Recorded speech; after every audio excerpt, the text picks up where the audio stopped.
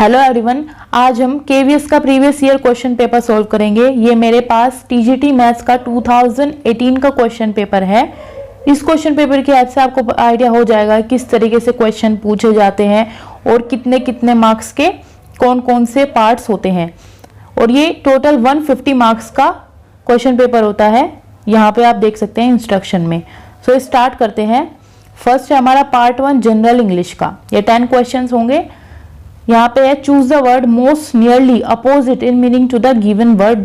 Word है dusky. Dusky का मतलब होता है डिम, बहुत ही हैविंग वेरी लिटिल लाइट। तो यहाँ पे करेक्ट आंसर होगा option number 1 bright. Improve the underline phrase if necessary with the help of given options. George was laid to a rest beside his parent. तो rest में आप ए नहीं लगाएंगे, तो यहाँ पे करेक्ट आंसर हो जाएगा option number 1 laid to rest. Next is be bound up with. तो ये इस जो आइडिया में इसका क्या मीनिंग होगा, तो यहाँ पे करेक्ट आंसर है ऑप्शन नंबर 4 यानी कि बी वेरी बिजी और प्री ऑक्यूपाइड। फिर है फोर्थ वन हमारा, यहाँ पे आपको fill in the blanks fill करना है। I do not bother much about money, I about it all my life. तो यहाँ पे बिल्कुल एग्जैक्ट एप्रोप्रिएट आंसर क्या हो सकता है, तो यहाँ पे रहेगा हमारा option number 3 have never bothered. Next one is if I had not told you you will not know the truth. तो यहाँ पे करेक्ट आंसर हो जाएगा ऑप्शन नंबर 2। यहाँ पे विल को भी हम वुड में चेंज करेंगे, you would not have known, ये यहाँ पे आंसर होगा। नेक्स्ट है gym came yesterday, I do not know whether ही। यहाँ पे आपको फिल इन द ब्लैंक्स भरना है। तो यहाँ पे बात करें पास्ट की हमने बात की है, प्रेजेंट फ्यूचर की बात करेंगे तो फॉर्म चेंज होगी, तो यहाँ पे आएगा विल बी कमिंग। नेक्स्ट है 7th क्वेश्चन। ये फ्रेज आपको देखना है कि कहाँ पे इसमें मिस्टेक है। The training program takes a form of a series of workshop for the LDCs and UDCs. तो यहाँ पे जो करेक्ट आंसर हो जाएगा वो होगा ऑप्शन नंबर 2। यहाँ पे टेक आएगा, टेक्स नहीं आएगा। Next one is choose the expression जो बेस्ट डिस्क्राइब करता है मीनिंग ऑफ द वर्ड हुडलम। तो इस तरीके के वर्ड इस एग्जाम में पूछे गए हैं, एक डिफरेंट सा वर्ड है। तो यहाँ पे करेक्ट आंसर होगा option number 4 a violent criminal.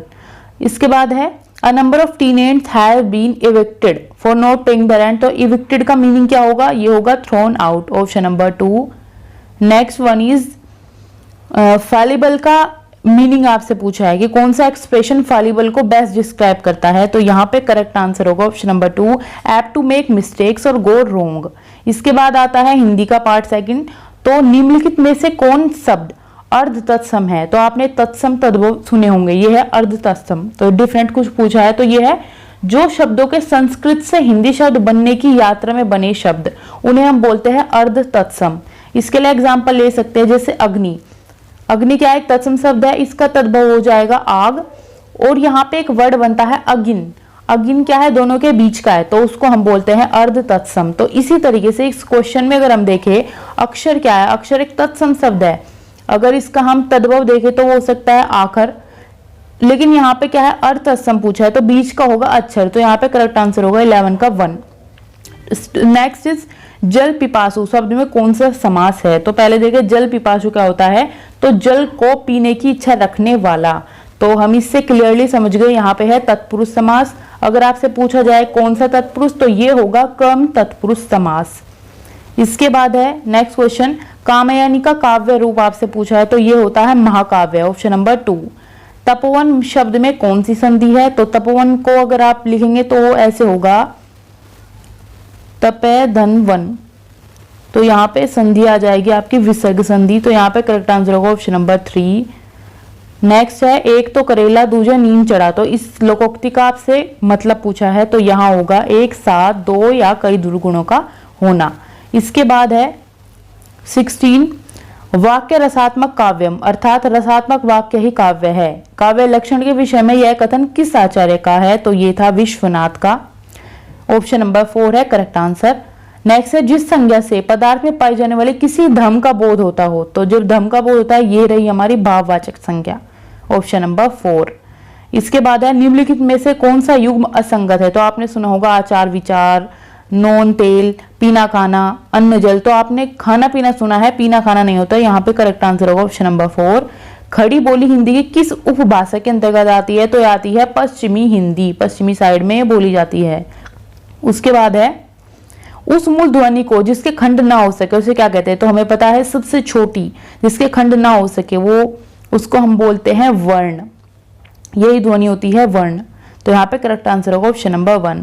5 second में 50 मार्क्स आपके जनरल नॉलेज करंट अफेयर्स के हैं, तो इन्हें फटाफट देखते हैं। Which of the following was the first site where Indus Valley civilisation discovered? तो यहाँ पे करेक्ट आंसर होगा ऑप्शन नंबर 4 यानी हड़प्पा। नेक्स्ट है सस्टेनेबल डेवलपमेंट गोल टारगेट जो 2030 है उसमें कौन सा पार्ट नहीं है, ये आपसे पूछा है। तो यहाँ पे करेक्ट आंसर होगा option number 2 free higher education to all, ये पार्ट नहीं था उसके गोल्स का।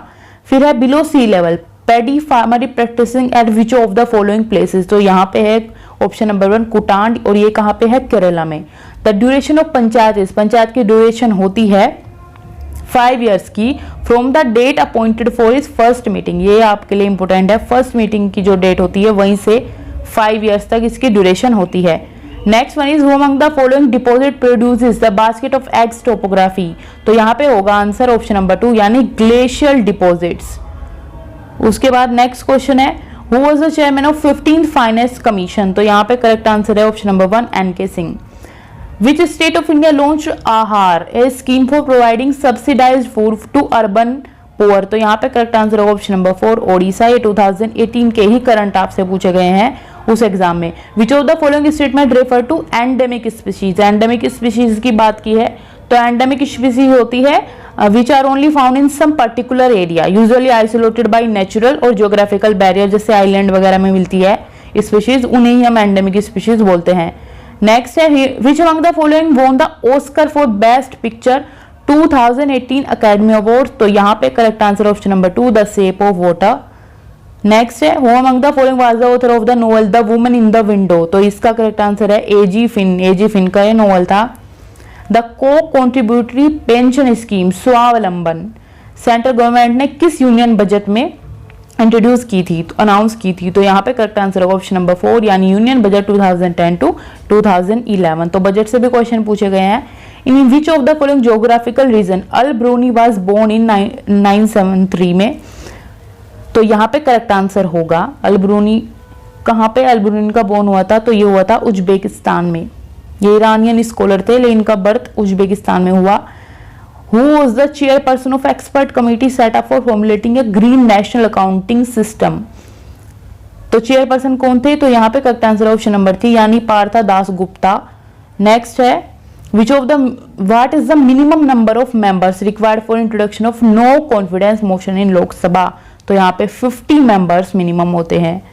आंसर हो जाएगा ऑप्शन नंबर 4। तो मैच करना हमें ये आर्टिकल्स दिए हैं लिस्ट 1 लिस्ट 2 से मैच करना है। जैसे हम यहाँ पे देखें आर्टिकल 50 हमें पता है separation of judiciary from executive, तो डी का 1 अगर हम चेक करें इस तरीके से आपका टाइम बचे तो डी का 1 एक ही में है, यहाँ पे हो जाएगा option number 3 correct answer.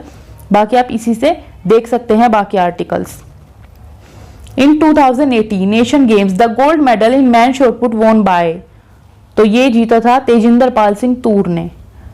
Next है यहाँ पे भी आपको लिस्ट मैच करनी है। जैसे यहाँ पे है जहाज महल, हमें पता है मध्य प्रदेश में है जहाज महल, तो ए का थर्ड, तो आप ए का थर्ड देखेंगे ये है ऑप्शन नंबर 4। उसके बाद बाकी भी आप देख सकते हैं कि अंक पैलेस कहाँ है, तो ये नागालैंड में है, या फिर राइटर्स बिल्डिंग कहाँ पे है, वेस्ट बंगाल में है, या फोर्ट एसटी जॉर्ज कहाँ पे है, तमिलनाडु में है। इस तरीके से आप अपने आंसर सही कर सकते हैं। अब इवेंट्स ऑफ बुद्धा लाइफ को आपको उनके सिंबॉलिक रिप्रेजेंटेशन से मैच करना है।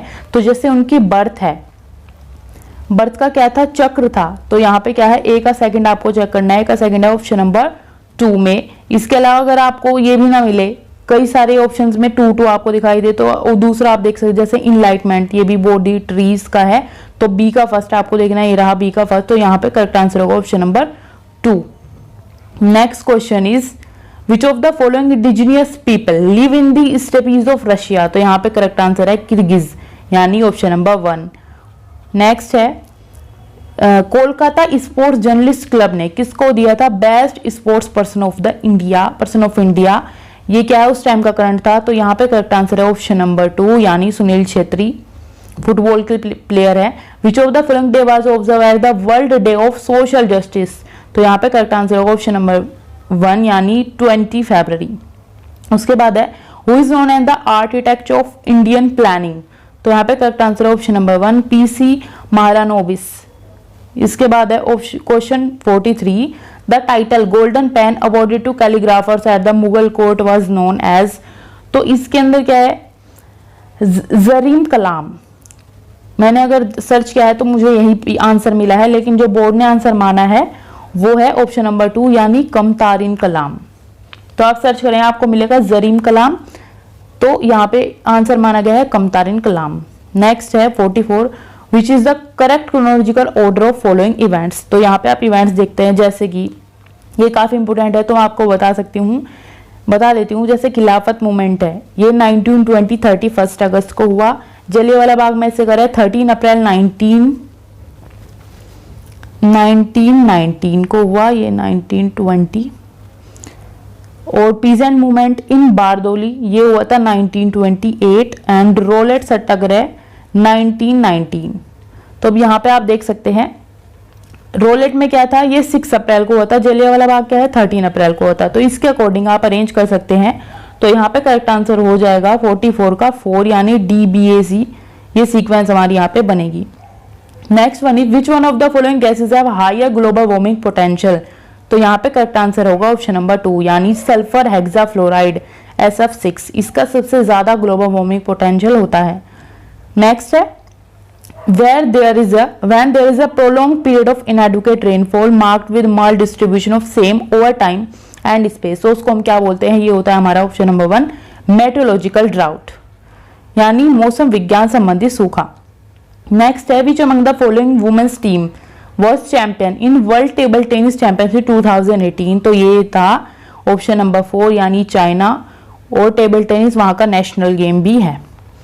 नेक्स्ट है टोटल ज्योग्राफिकल एरिया पूछा है यहाँ पे सहसाचलम जैव मंडल आरक्षित क्षेत्र बायोस्फीयर रिजर्व का, तो ये है 4755.9 किलोमीटर स्क्वायर। और जो ये एरिया है ये है हमारा केरला के अंदर। नेक्स्ट है which one of the following laws was the confessed of co accused before police authority was allowed to submitted as evidence against the accused. तो यहाँ पे करेक्ट आंसर हो जाएगा ऑप्शन नंबर 2 यानी कि टाडा 1985। यहाँ पे एक मिस्टेक हुई है, ये जो शेषाचलम बायोस्फीयर रिजर्व है ये केरला में नहीं, ये है आंध्र प्रदेश में, और ये फर्स्ट बायोस्फीयर रिजर्व है आंध्र प्रदेश का। नेक्स्ट है सशक्त प्रोग्राम के बारे में पूछा गया है। तो ये प्रोग्राम बेसिकली किस चीज के लिए लॉन्च किया गया था बाय गवर्नमेंट ऑफ इंडिया, क्या इसका एम था। तो यहाँ पे करेक्ट आंसर हो जाएगा ऑप्शन नंबर 3 यानी कि resolution of stressed asset with PSU banks, जो कि इसके बाद है under Koppen scheme of classification of climate which of the following characteristics refer warm temperate zone. तो यहाँ पे करेक्ट आंसर हो जाएगा ऑप्शन नंबर 3 यानी average temperature of the coldest month is 18 degree Celsius और हायर। इसके बाद है which among the following is not a part of the part 3 of constitution of India. Part 30 किससे डील करता है, फंडामेंटल राइट से। तो यहाँ पे ऑप्शन नंबर 3 इसका पार्ट नहीं होगा, separation of judiciary from executive.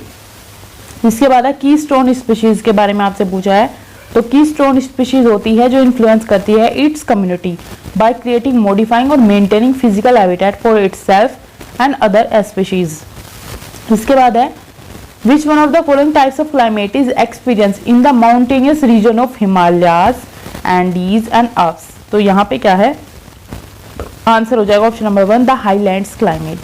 Next है भीमा, ये किस रिवर की ट्रिब्यूटरी है। तो यहाँ पे करेक्ट आंसर होगा कृष्णा रिवर यानी ऑप्शन नंबर 3। नेक्स्ट क्वेश्चन है अगेन आपको लिस्ट 1 लिस्ट 2 को मैच करना है। तो यहाँ पे क्या है, जैसे वर्गीज कुरियन है, इनका है cooperative model for generating employment and emulating of poverty. तो यहाँ पे हम देखेंगे कि डी का फर्स्ट किसके अंदर आता है। तो डी का फर्स्ट 2 में आता है। उसके बाद हम देख सकते हैं पीसी महालोनोबिस, ये क्या है रूरल इंडस्ट्रियलाइजेशन के लिए फेमस है। तो ए का 4th आपको देखना है। तो यहाँ पे करेक्ट आंसर हो जाएगा ऑप्शन नंबर 1। इसके बाद बाकी आप मैचिंग देख सकते हैं। तो 56 का आंसर ऑप्शन नंबर 1। नेक्स्ट है सूर्य Shakti Kisan Yojana to promote generation of solar energy by farmer is an initiative of which state. तो यहाँ पे करेक्ट आंसर हो जाएगा ऑप्शन नंबर 2 यानी कि गुजरात। नेक्स्ट क्वेश्चन है which of the following agency published world happiness report. तो यहाँ पे करेक्ट आंसर होगा option number 3 sorry option number 4 United Nation General Assembly publish करती है ये रिपोर्ट। नेक्स्ट है which among the following is largest fresh water lake in India. तो यहाँ पे करेक्ट आंसर होगा ऑप्शन नंबर 2 यानी कि वुलर लेक। लास्ट है Chola empire of Chidambaram belongs to which of the following religious group. तो यहाँ पे करेक्ट आंसर है ऑप्शन नंबर 4 यानी नैनार, जो भगवान शिव की पूजा करते हैं। इसके अलावा लवर्स होते हैं और भगवान विष्णु की पूजा करते हैं।